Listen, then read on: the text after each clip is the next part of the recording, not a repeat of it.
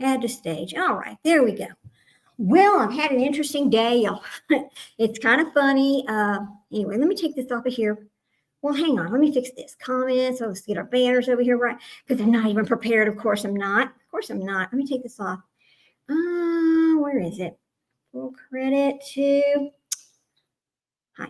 There we go. All right. Visions part 2. Okay. So today we have an interesting story to talk about. We're going to look at part 2 of Visions of Glory, chapter 1 that we were looking at on Friday. But I also had a little something funny. I mean, it's funny, but it's not funny. Okay. So I had wanted to, I ordered these Labubu things. I don't know if you know what these are, but hang on just a second. Let me get this thing.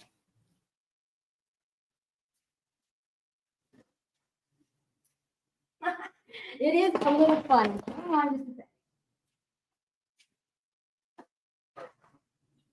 second. Okay.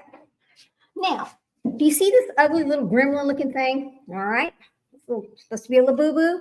All right. I'm going to show you something about these Labubus. Okay. So if you notice right here, there's no QR code, right?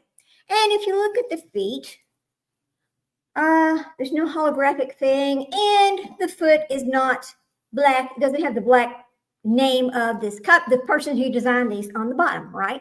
And look at the head. It's all flimsy, and it turns all the way around. Okay, this is a Lafufu. It's not a Labubu. Okay, so there's one of them. And here's the second one. It's the same problem, no QR code. And it says Poor Mart instead of Pop Mart. So it's completely a fake, This one says Pop Mart. This one says Poor Mart. But anyway, same thing, flimsy ass head. Look at the feet. They're wrong. Okay. Look at this ugly, ugly thing. Completely fake. And then look at this one. Here's another one. Completely fake. It's a little better, but again, I know it's a fake because I'm talking with a collector on, you better stop that barking, little boy. I'm talking with a collector on Reddit who verified for me, because the other funny part of this whole story, stop, please. The funny part of the whole story is, look at this ugly little thing. Again, no QR code. Hang on one moment. I'm not going to make him stop. Hey, get over here and stop. There's nobody there. Get over. Come on. Come. Anyway, so, and here's another one. Bless its little heart. This ugly little thing. See right here. Same thing. Look at the feet. Wrong.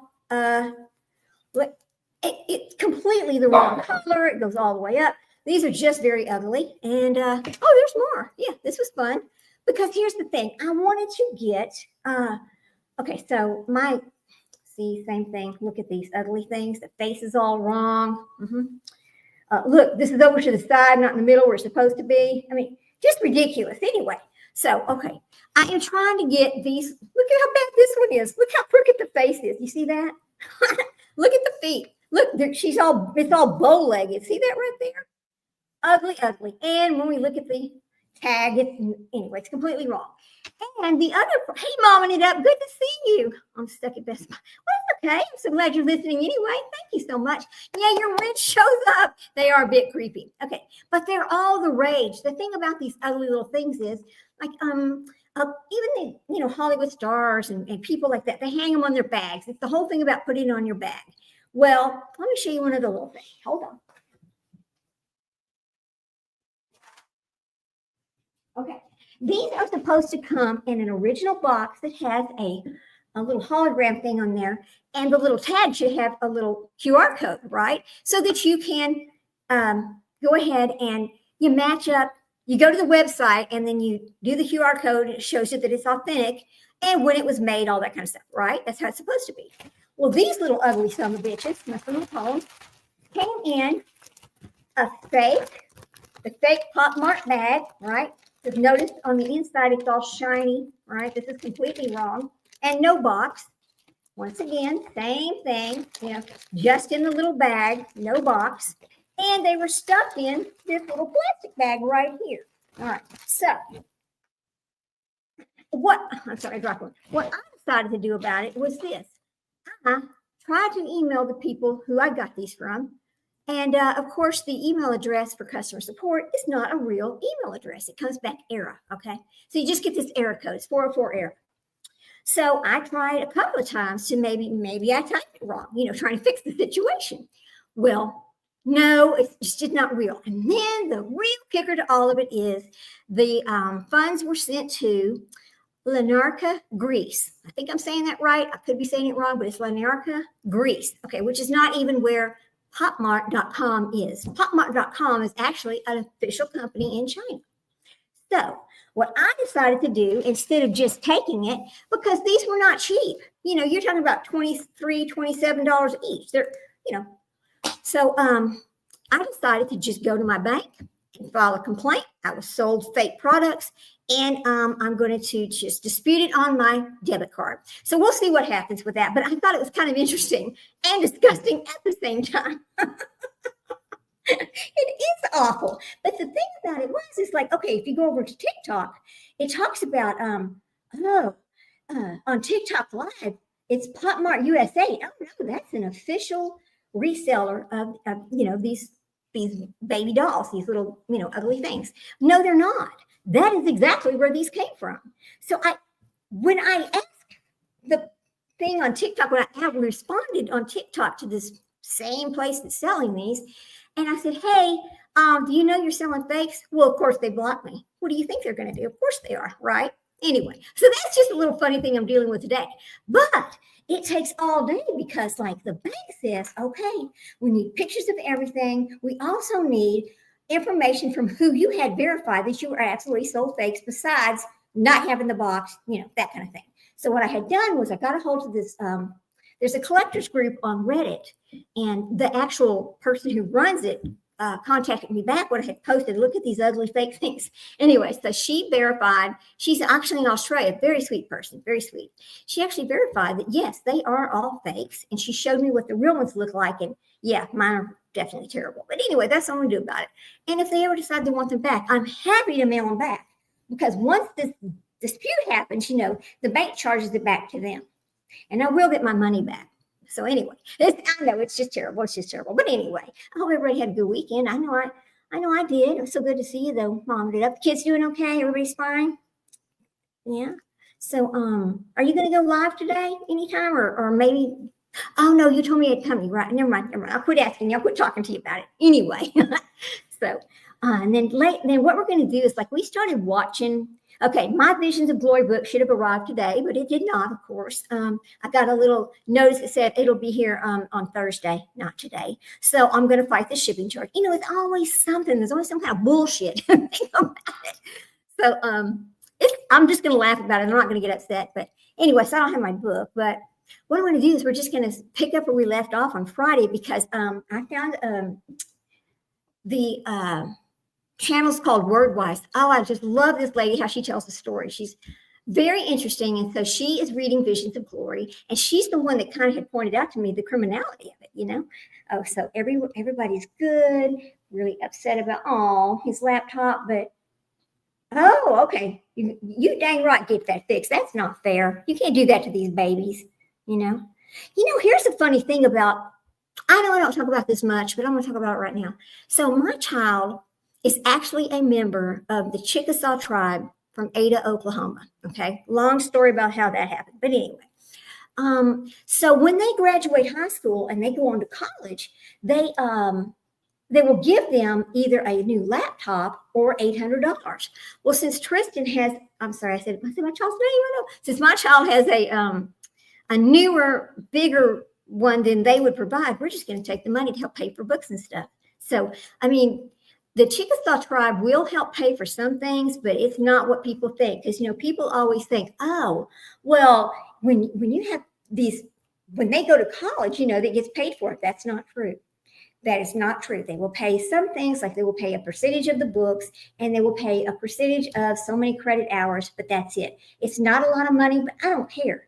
It is nice that we know we have some of it, a little bit covered. And so that's nice. But anyway, I don't know why I'm talking about that. I guess because we're talking about your laptop over there. So anyway, I'm running so late. I did not even pull up my what I'm going to show today. So I'm going to have to go do that right now. But I just wanted to come and say hello. Hope you can hear me okay. But I've just been running all day. So let me go do that right now.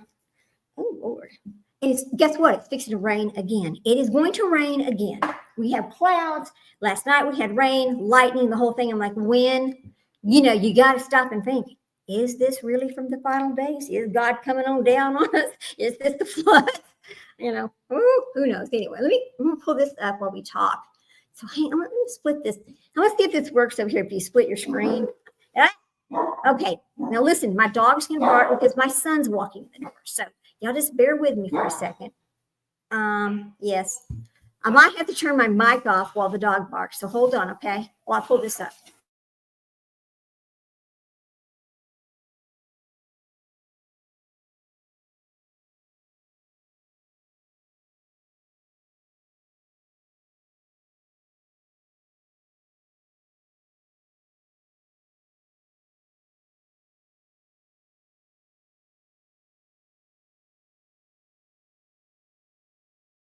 For some reason, Jack always goes and grabs at my son when he's walking through the house because he wants my son to pet him. And, that is one needy dog. That Jack is a needy little dog, which I never expected that to happen. But let me pull this back up so we can kind of start listening to that.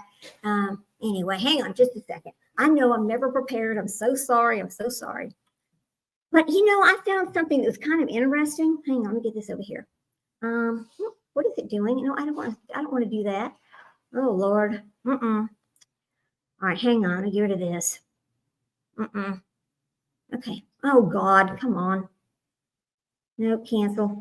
It went to the wrong page. I found something kind of interesting about this. Mom ended up told me about this, and it's really good. So if you are a creator or you want to be a creator, it's called vidIQ. I'm telling you, I'm so glad I really figured out how to use it because it is going to make a real difference because it gives you hashtags, it gives you all kinds of things to really make a better production, right? But when I first got it, I did not really know how to use it. So after talking to Mom it up, she kind of helped me with that, and I really, really do appreciate it because it is going to make a difference. Now, let me see if I can go back here and find my split screen. All right, here we go. We're over here. Now, let me pull up this YouTube so we can go back to where we were. Maybe someday I'll be all together. I don't know. Anyway, here, let's go get WordWise where we left off. I think I downloaded it, but I don't remember. Okay. Let me see. It should show right where we were. Okay, WordWise. This lady, listening to her tell the story is just beautiful. I love it. Let's see. I think that was not it. Okay, so it's like, let's see. I think it was this one right here. Is this the one we were looking at? I think so. Okay, I'm going to turn this on. So hang on. And let me get this over here. Let me make this, let me make it small. Hang on, guys. And then I have to unsplit the screen in order to make it do right, which is weird, but okay. So here we are. I'm over here. Now I'm going to add her to the screen, invite it, share the screen. And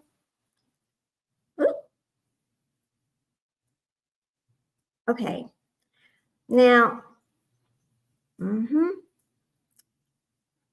me turn it up so you can hear it. Oh, come on, silly. I just can't. I don't know if you can hear it. Is it playing? Oh, come on. Why is it not playing? Oh, boy. Okay, let me get this fixed over here with the sound. I don't know what's wrong with it, but sometimes it just don't work right. Here you go. I know I'm not the only one that has this, and sometimes the sound doesn't want to work right. I know you can hear me, but the thing is, when I add her to the stage, you can't hear it.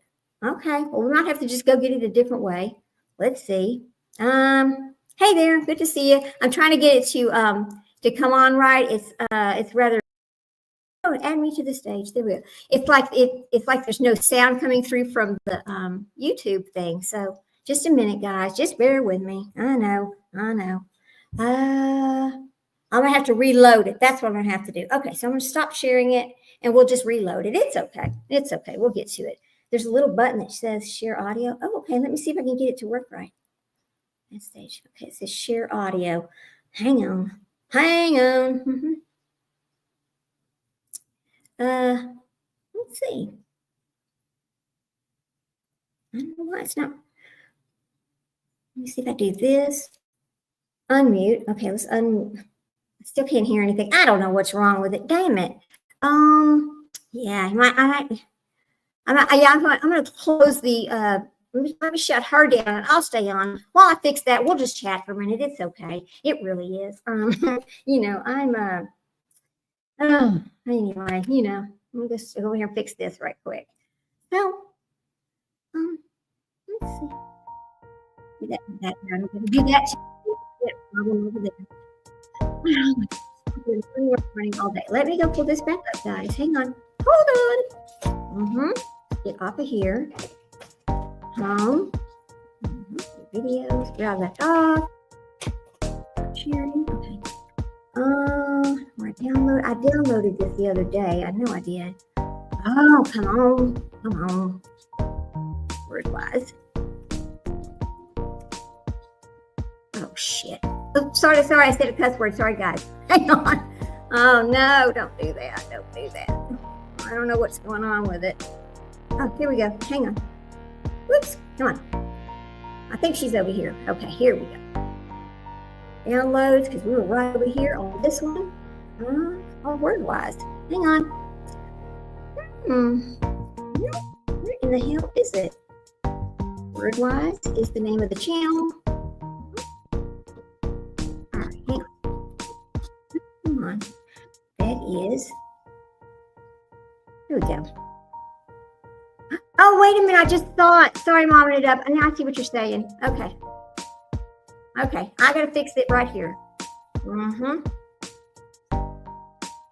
come on. Stop it. Okay. It's right there. Here we go. Okay. Now. Lord Almighty.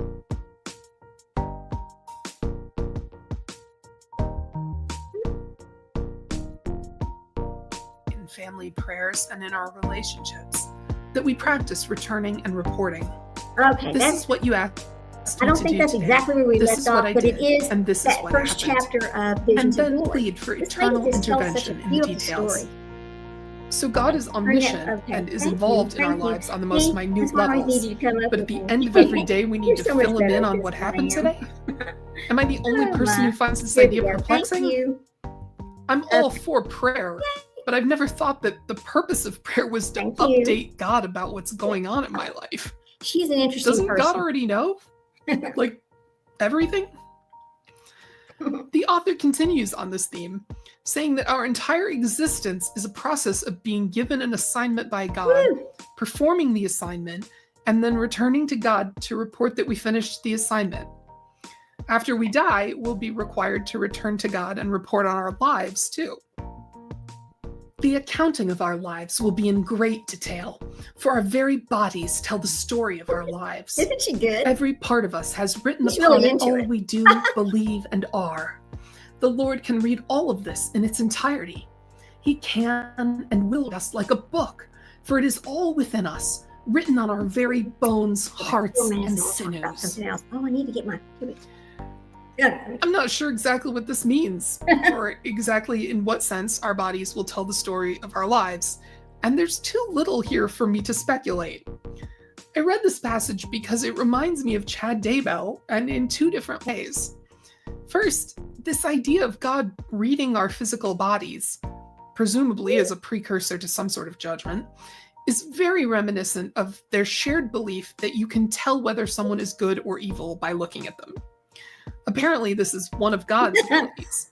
Hence, the ability is godly, and anyone who has it is godly, including, apparently, Spencer himself. There's a great deal of emphasis in this book on physicality, but also a great deal of confusion, which we'll get to shortly. The other part of this that reminds me of Chad is the idea of the book. Chad claimed he could read from the Book of Life using his owl necklace pendulum. Recently, I've been doing some research on Madame Blavatsky, who was the grandmother of the New Age movement. A lot of Chad's ideas originated with her, although I don't think he ripped them off directly from her. He's probably never even heard of her. I think that they probably came down to him through multiple generations. Madame Blavatsky stole an idea from Emanuel Swedenborg, an 18th century Swedish scientist and mystic, who proposed that God has access to an eternal record of everything that has ever happened in creation. Madame Blavatsky borrowed that idea, combined it with the concept of a life force that she named Akasha, which is a word she stole from Sanskrit. Madame Blavatsky stole a great deal from Hinduism because, like Chad, she was a fraud. Threw it all in a blender and poured out the idea we know today as the Akashic Records, which are exactly the same as Chad's Book of Life. It's the idea that somewhere in heaven or the spirit realm, there is a complete record of everything everyone ever did, thought, or experienced. The Visions of Glory author has added yet another ingredient to this cocktail with this focus on the physical body. Now the body is the book, and God is going to read it. It's fascinating to me how these same concepts keep popping up minor variations. Finally, we get back to the narrative of Spencer's NDE. The medical professionals are still trying to bring his body back to life, but he becomes aware through his omniscience that his wife, Lynn, is in the waiting room, reading a magazine and hoping it wasn't her husband for whom they just called a code.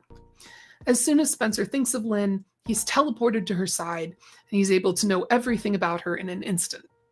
Spencer wants to let her know that he's okay, even though he is actually dead. I began to wonder if she would be able to sense me, or hear me perhaps, if I moved through her. I asked her in my mind if I could have her permission to move through her. Even though she was not aware of me, her spirit answered, yes. I instinctively knew I had to have her permission to do this. I understood this, but I'm not sure why or how. It wasn't until later that I began to understand that entering another person's body is very invasive, and a righteous spirit always seeks permission if it is ever necessary. Evil spirits wait for opportunities when we are spiritually weak, or after we have rendered ourselves vulnerable by disobedience to God's law, and they enter into us in an act of spiritual violence. Well, credit where credit is due. At least Spencer is emphasizing consent.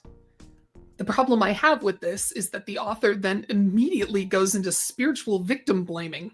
If you're possessed by an evil spirit, it's your fault because you were being disobedient to God. I've managed to avoid talking about this up until now.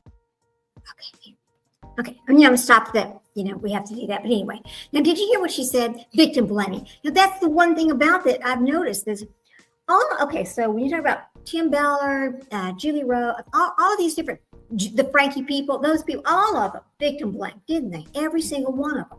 And there's something about this book, like it says, what's the controversy about this book? Well, the controversy about this book is it goes against what LDS teaches, but it also seems to, people with criminal minds seem to gravitate to this book. Not me, I just want to know about it. So what it says, it's a portrayal of Jesus Christ and his method of interacting with the saints. It's not consistent with scripture. No, it's not. And it teaches doctrines that contradicts LDS scripture and prophets. Of course, right? Anyway, we'll start it again. I just wanted to share that with you for a moment because it is all kinds of creepy. So here we go.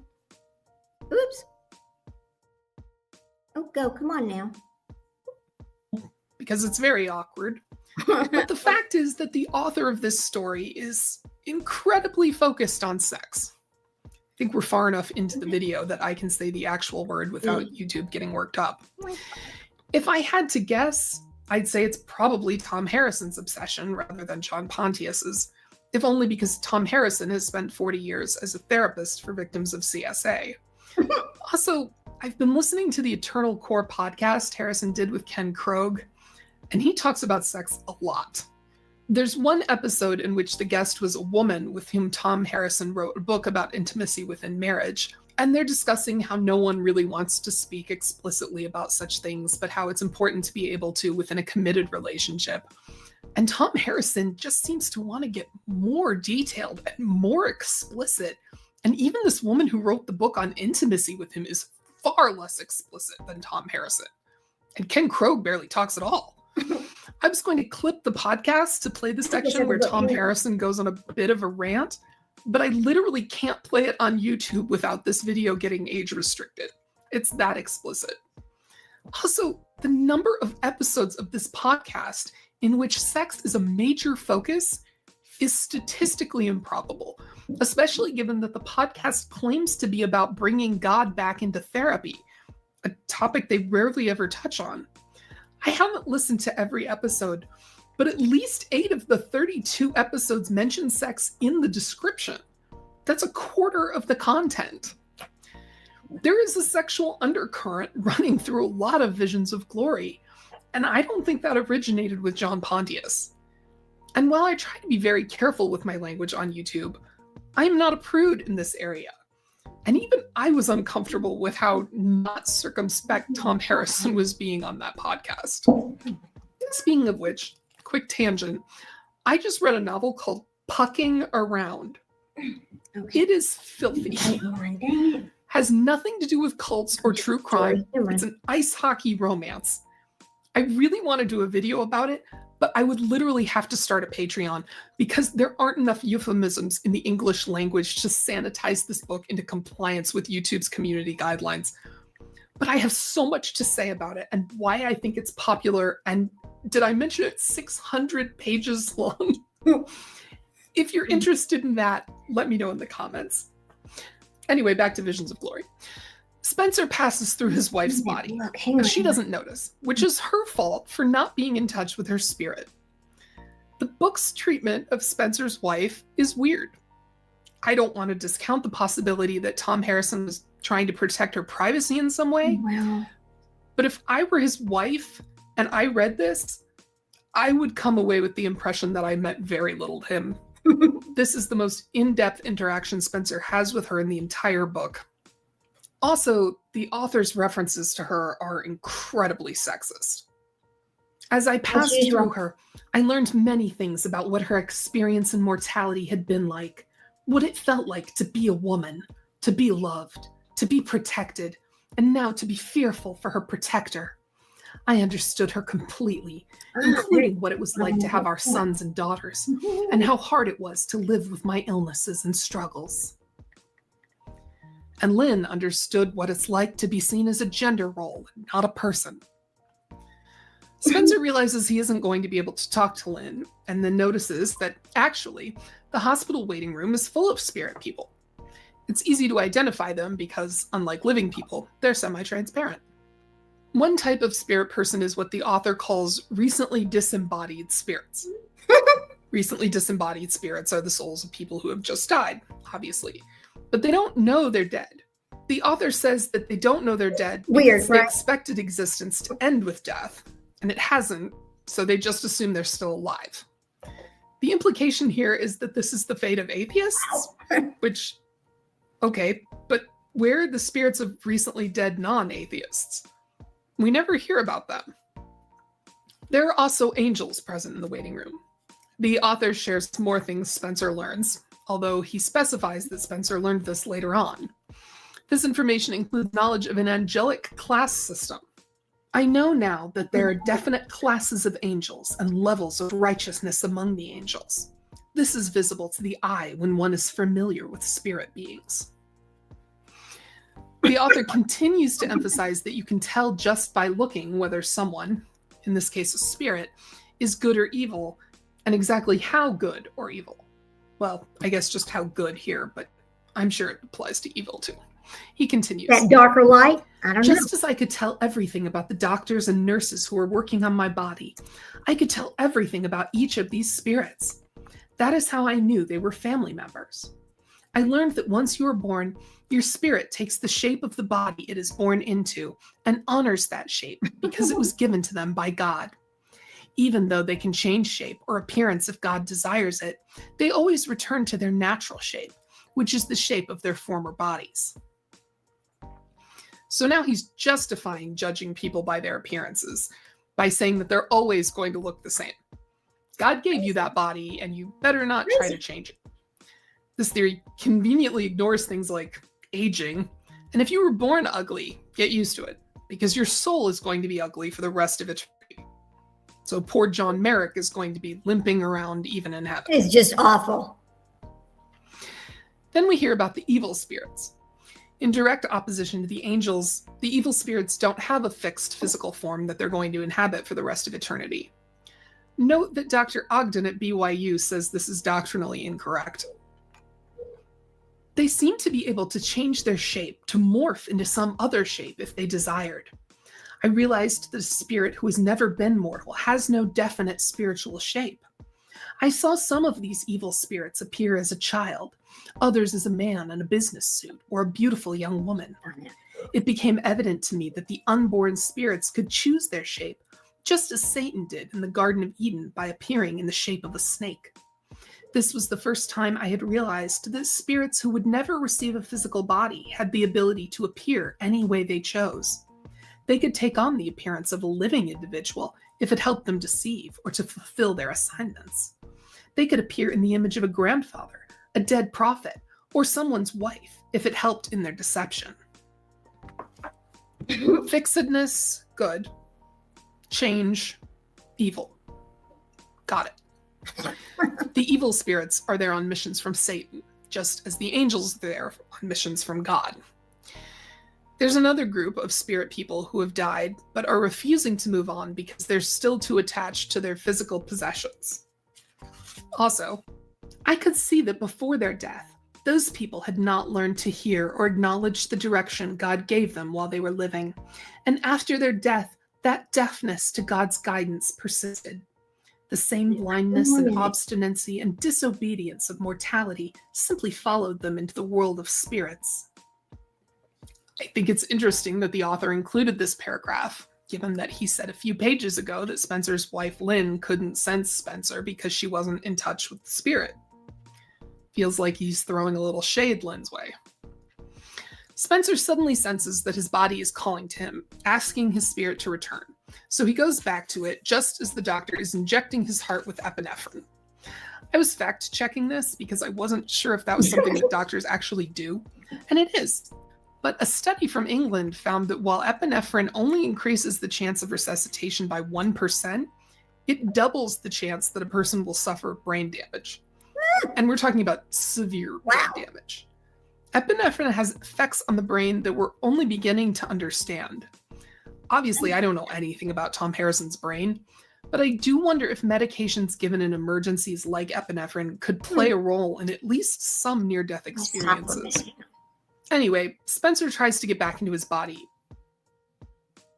Okay, now, y'all remember when Lori starts telling this weird story about how she died in childbirth and she could see her body, and she's telling the same exact thing that was in the Visions of Glory book. I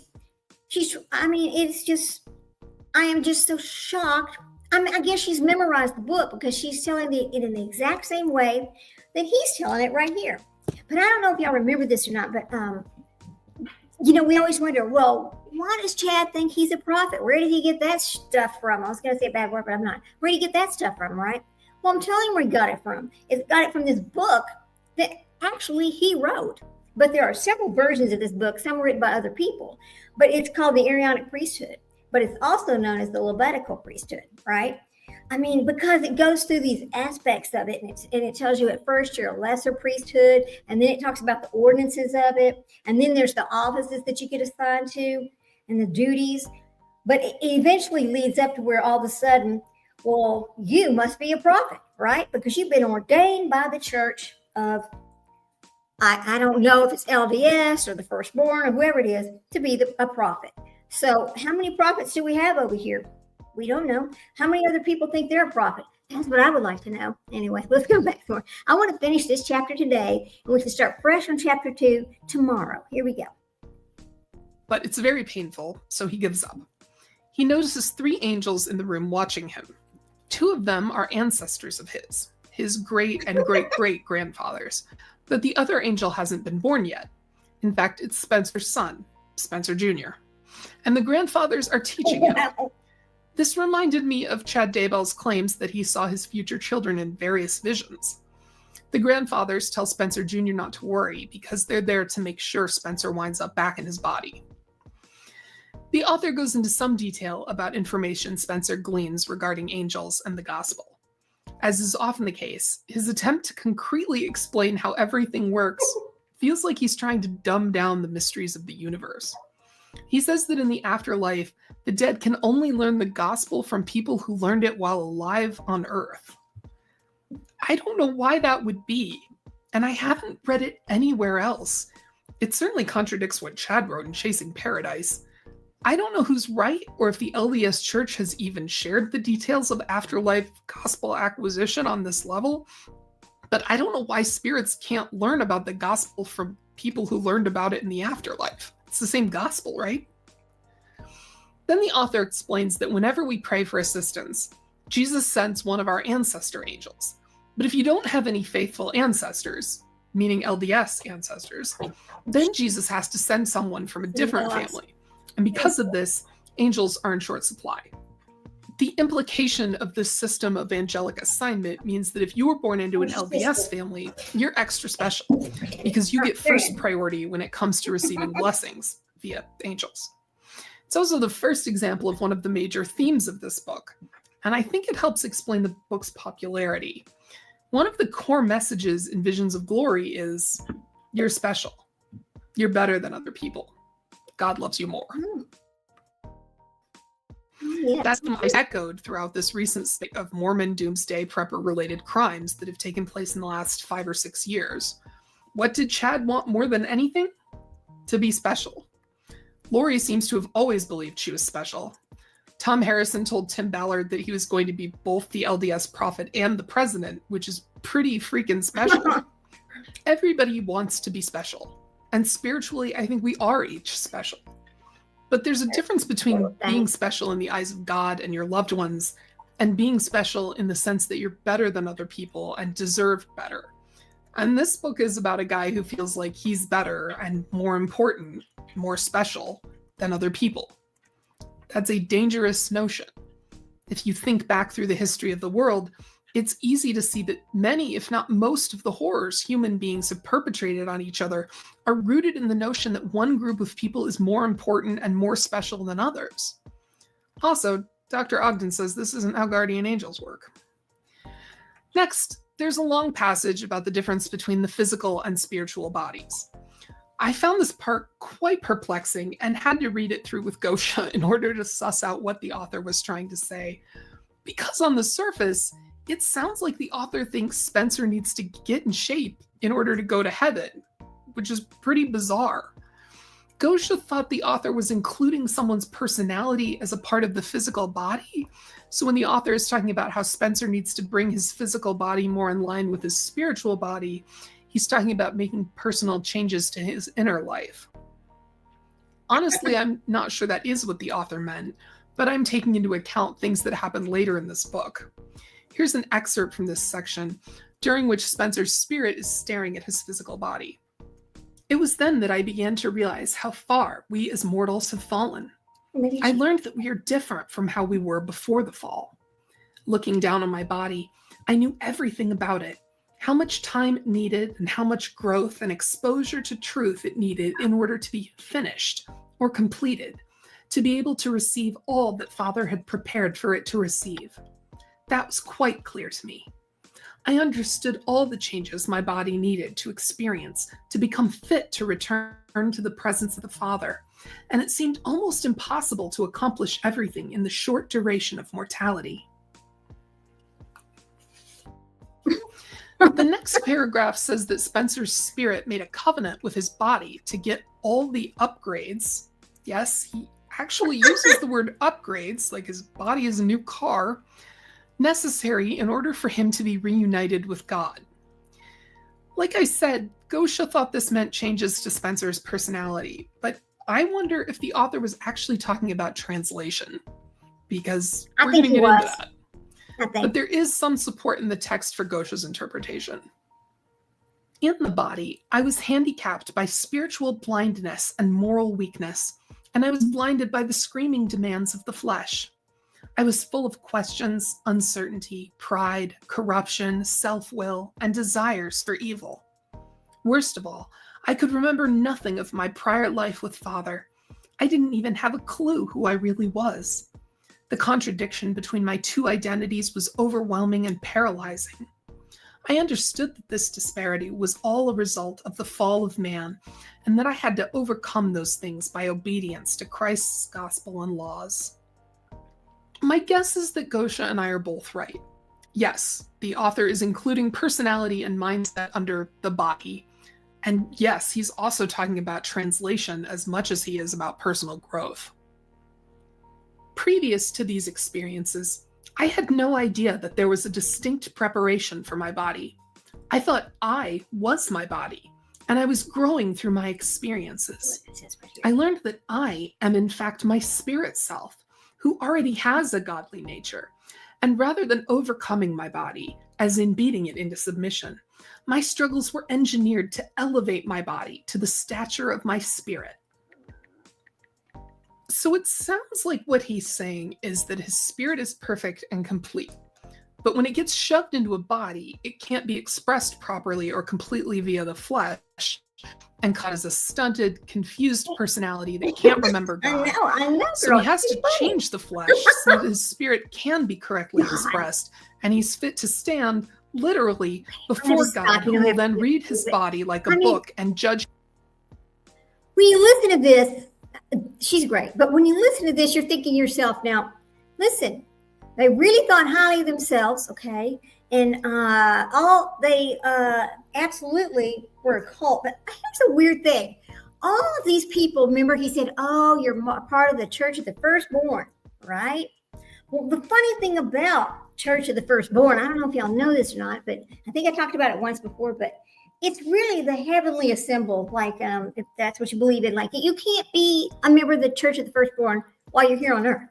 That is something that as you ascend into heaven, that's where you're in. That's where you're firstborn, into the heavens, right? So Chad and all his bullshit rhetoric, because that's what it was.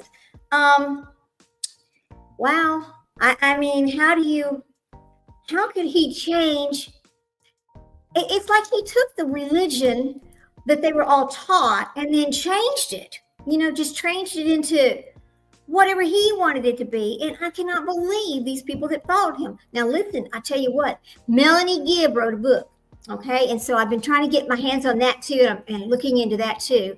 And the funny thing about her is when somebody was describing this book and as they were reading through it, it made her sound like she was just a person that was easily led into whatever. She wasn't strong enough to make decisions for herself, really. I mean, I thought to myself, oh, BS. She knew exactly what she was doing. She knew exactly what they were doing. And quite frankly, had she not gotten her immunity, she would have been charged too. Just saying. And that's what should have happened. And so from, Lori Vallow's trial, they're talking about that Melanie Pulaski is still under investigation. Over her husband's attempted shooting. So anyway, let's go back to listen to more of this. So here we go. There's not much left on this chapter, so we'll just go this way. Here we go. Him is good or evil. You following all this? Yeah. Spencer decides to explore the hospital for a while. The author is aware that this seems like a strange choice. Spencer just wandering off while the hospital staff continues trying to revive him, and spends half a page attempting to explain the decision. But it still feels weird. I would have at least talked to the angels hanging around and made sure it was okay if I, looked around a bit. But not Spencer. He takes off through a wall and finds himself in a doctor's office. We hear more about his omniscience and how he instantly knows the entire life stories of the trees that became the wood in the desk and the cotton that became the couch stuffing.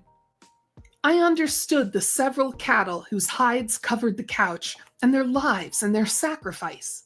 They had left all that information with their hides, but the spirit of the cow was elsewhere, not in the leather, although still pleased and content with the benefits to mankind that its life and sacrifice had rendered. It was pleased that it was of benefit to the children of Adam. The cow. This is the cow. I'm not vegan or even a vegetarian, but this sounds like BS to me. The cows were happy to get turned into a couch.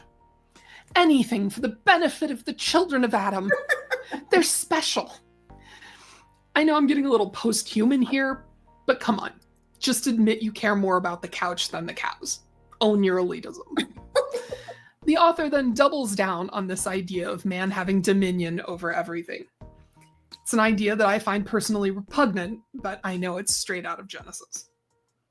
I might sum it up this way. All things on this earth are placed here for the purpose of bringing to pass the immortality and eternal life of man. Some things are here to feed us, some to comfort us, some to create beauty, shelter, even medicine. Some things are here to bring opposition, pain, and discomfort, but they are all here to create this world that exalts man. People are the most special things in the universe, which was created just so that people could have bodies. God has provided a complex and inspired system to exalt us. Just a big part of it is to give us the opportunity to be in a body that desires almost everything contrary to God's plan. I'm not sure to what extent these ideas are present in LDS theology. From what I've read, it does seem like having a body is considered important. However, this next excerpt contains at least one thing I know is doctrinally incorrect. All of this process is designed by God to bring our spirit with our body into compliance with the laws of God and to return body and soul inseparably connected back to the presence of God to be judged, to report back. No. You aren't inextricably connected to your body. You can get cremated after you die, and Jesus will give you a new body after the resurrection. Not a huge proportion of Mormons get cremated, but some do, and the church is fine with that. Some people do believe that you need to know where your body is buried so that your spirit can reunite with it when Jesus returns, but that's not the church's position, and the author seems to have taken that idea to an extreme here. Spencer wanders around this office, touching things and communing with rocks and listening to all the natural objects praising God. The author says that man-made things also have voices, but Spencer isn't spiritually advanced enough to hear them. Spencer also wanders the halls and meets some living people, but he can tell everything about them and finds that overwhelming, so he begins to avoid them. Unfortunately, even some of the physical objects with which he communicates are unhappy. I walked through a wall and into a nice office. It was more nicely furnished than the others, with beautiful pictures on the walls and ornate wooden furniture. I considered going out the door to see whose office this was, but as I walked through a desk, I was stunned by what I felt. It was longing for redemption. I realized that recently a series of love letters had been written at this desk, promoting an affair that ultimately would injure many people. I knew the content of every letter and the true emotion and manipulation of the writer, as well as the reaction of the reader. I moved away, not wanting to remain in that stream of torrid details. I went through the couch, and it likewise testified of the same affair and unrighteous activities that had occurred here, some recently. I could not find any place in that beautiful office that was not saddened or offended or crying for redemption. We're into full-blown animism now, which is not something the LDS Church teaches. Animism is part of a lot of spiritual belief systems, but I've never heard of it being twisted into something this weird. The couch is testifying that the doctor has been cheating on his wife? What universe is this? You don't just have to worry that your partner will catch you if you cheat. You have to worry that your sofa will turn you in and your desk will upload your racy love letters to the internet. Think about that. So, okay. So let's say this happens to you and you know, whatever, you're just wandering around before you realize that you need to make a decision if you're going to go back or you're going to stay, either way. And you start hearing from your bed, hey, did you know that your wife had so-and-so over here, or your husband had so-and-so over here the other day? Did you know that? And they're going to maybe show you a picture of it. I mean, you know, is that going to help you make a decision to come back or not come back? Because, you know, I would want to go back because I'd want to kick somebody's, you know what, for doing that to me, because I'm not going to put up with it. But I don't know. I'm just saying. I mean, it's just So incredibly strange. And remember this, guys. Chad and Laurie were living out exactly what was in this book. They're living what's in the book. She had 6 or 7 copies of it. Right. Okay, let's let her finish. God. And isn't it odd that the major sins being committed in this office are sexual? I mean, I'm sure people occasionally do inappropriate things in hospital offices, but I doubt it happens very often. It's far more likely that the doctor was addicted to pain pills or accepting kickbacks from drug manufacturers or committing insurance fraud than he was getting busy at work on what I imagined was a small, uncomfortable sofa. That's too funny. Apparently, this NDE occurred at Gray Sloan Memorial Hospital. Spencer's body calls for him again, so he heads back to it. This time, he's able to re-enter it and comments again on how painful that is. This is a common element in NDEs, the idea that re-entering the body is extremely painful. The author says it felt like he was gone for 5 or 6 hours, but the clock on the wall said that only 20 minutes had passed. The medical staff is all being weirdly casual and unconcerned. They give Spencer some orange juice, even though he's extremely nauseous, can't breathe well, and feels sicker than he's ever felt before. The medical folk want him to go to the doctor's office next door and rest, which just doesn't sound at all realistic to me. Naturally, it just so happens to be the office of the doctor who's cheating on his wife, who I guess is Spencer's doctor. Spencer and his wife wait around with a nurse in the office. I told the nurse who stayed with us, "I've been dead." She shook her head and replied, "No, you just have had a hard time with the contrast, but now you are fine." She was reassuring, but she did not understand what I was trying to say. Everyone who spoke to us tried to minimize what had just happened. They didn't want to hear anything I had to say. In about half an hour, they told us I was fine and sent me home. Yeah, if you go into anaphylaxis and then cardiac arrest and you require an injection of epinephrine to the heart, they aren't going to give you a cup of orange juice and tell you you're fine. Even in 1983, that wasn't happening. Also, the nurse just told him he didn't die. I guess it's possible that she lied, but why? If a patient has an allergic reaction to contrast, that isn't malpractice. There's nothing to cover up, so why lie about it? A few days later, Spencer tells his wife Lynn about his near-death experience. She's skeptical, even though he knows what magazine article she was reading at the time of his death. They go back to the hospital and see the doctor. God! She asked for an appointment with my doctor, and we both went. She demanded to know the truth of what had happened that day. The doctor would not admit that I had died. The only thing the doctor would say was that there were some scary moments when your heart stopped. You were not breathing, but we revived you. He completely minimized the experience and told us not to worry about it any further. I think what he was really saying was, "Please don't sue us." I think what he was saying was that because you were revived, you weren't dead. I don't doubt that whatever happened, the doctor minimized it. They love to do that. Medical gaslighting is a real thing. But death is actually a process, and it isn't always clear who's dead and who's alive, or when that designation shifts. When a doctor calls time of death, what they're actually announcing is the time at which they determined a person could no longer be revived. Just a few years ago, researchers discovered that there are actually parts of the brain that turn on about 10 minutes after the rest of the brain shuts down. Wow. What are those brain cells doing? We have no idea. But are you really dead if your brain cells are still firing? No. The doctor probably didn't want to tell Spencer that he had briefly died because that freaks people out. Also, as I said before, contrast allergies are a known occurrence. That's why the nurse was warning him about one. There was nothing to sue the doctor for because no one did anything wrong. In fact, the fact that Spencer is alive again means the hospital staff did everything right. Thus ends chapter 1. Okay.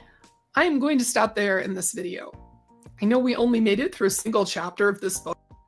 All right, so I'm going to quit sharing screen. Isn't that just the strangest? What do you say when you hear these kind of things? I mean, what are we going to say? I don't know what in the hell. I don't know. This book has sold, this book is huge. Originally they were only making so many copies, but they have made more than that. But the people that buy this book, strangely, are the people that are preppers. It's their world where this is kind of like I don't know if they call it a study guide. I don't really know what the reasoning is, but gosh, it's too funny. It's just too funny. And I'm not making fun of those people. I'm really not. I mean, to each their own. I don't care what you do. You do you, and I'm going to do me. But that's just wild. I'll tell you another thing about this. Now, no, the LDS Church does not think that inanimate objects are martyrs for us. Think about it. Because that's what she's saying. Basically, oh, they give their life for us, right? That's what she's saying. But instead, what they say is that they think energy and vibrations, some believe that inanimate objects can absorb the energetic vibrations or imprints of human contact over time.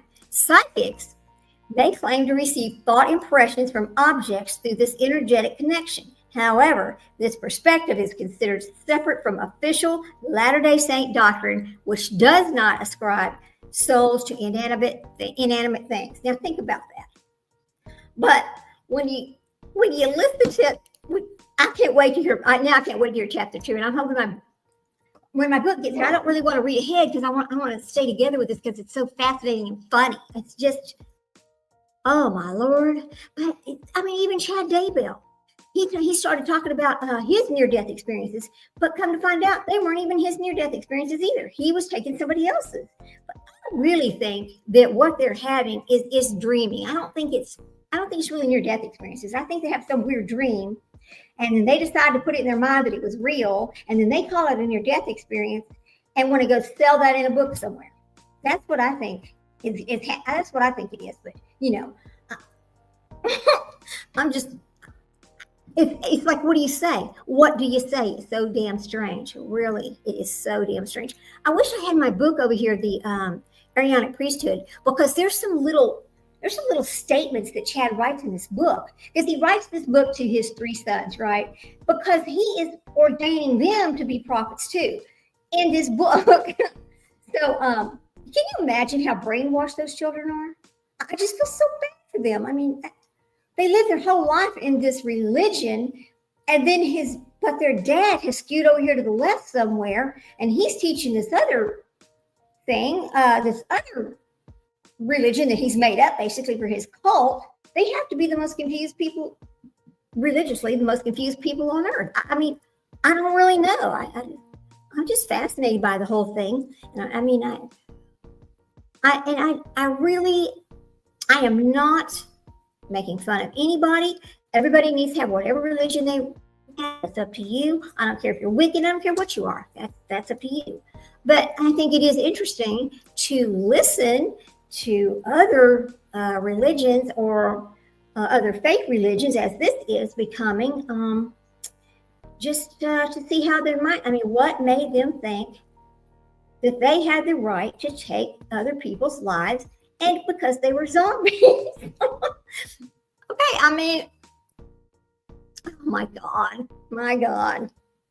I'm surprised that they didn't claim some of them were from the Vittori too, because they were vampires. I'm pretty sure that would have been next if they'd have kept going, because they would run out of the zombie thing and would have been the vampires next, right? Because another thing about these books are, I think I touched on this the other day, it's like when he's writing these books and they're telling his stories, it's like he's taking parts of other movies or movies he's seen before, and he's kind of putting them into this, making it part of this. I'm almost speechless sometimes because I don't know how to describe or how to put into words the craziness of it. But some of these people truly, truly believe what's in this book. They do. Chad and Lori are the perfect example of that. But what I'm trying to do also is I want to go back to way before Chad decided he was a prophet, when he was just a normal person, right?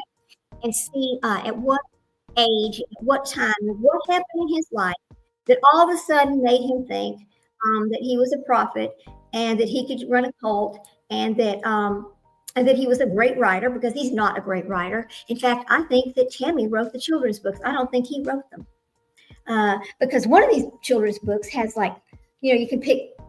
It says you can pick like 35 different endings to one story, right? Now, I don't know that Chad would be smart enough to write 35 different endings to one story like that. But I see Tammy Daybell being that smart. Yeah, I do. I mean, she's an incredible person, and I just wish they wouldn't have taken her life like that. I mean, he could have gotten a divorce, but oh, wait a minute, no, he couldn't. He needed that money. He needed that $413,000. Since they did not get the $1 million insurance policy, I forgot about that. Whoop, sorry, I forgot about that. But anyway, so I think tomorrow, about 2 o'clock, 2:15, something like that, we'll start on chapter 2. We'll just do it for about an hour, hour and a half, something like that. Because I can't really do the 2, 3, 4 hours like that. I mean, I pretty much have a little routine that I do. So when my husband comes home from work, his dinner's done. I'm just a normal housewife. I know, but I've already done the work thing and all that, so it's okay that I'm just a stay-at-home kept woman. I'm fine with it. I let him be the man. I'm fine with it. No big deal. No big deal. But anyway, that's why I don't come on at night. And that's also why I don't come on the weekends or do like 3 or 4 hour talks with y'all or lives with y'all because it's too long and it interferes with my other things. And I just want to come on and talk what I want to talk about. And that's that. And so anyway, I think tonight also what I want to do though is I'm going to maybe put some things in a different order so that we come in tomorrow to play this. It'll already be set up and I won't be over there fumbling around trying to get it set up because I just didn't get on quick enough today to do that anyway. But have you noticed I finally learned how to share the screen without kicking myself out of StreamYard. Yay. I was so proud of myself for the first time it actually worked.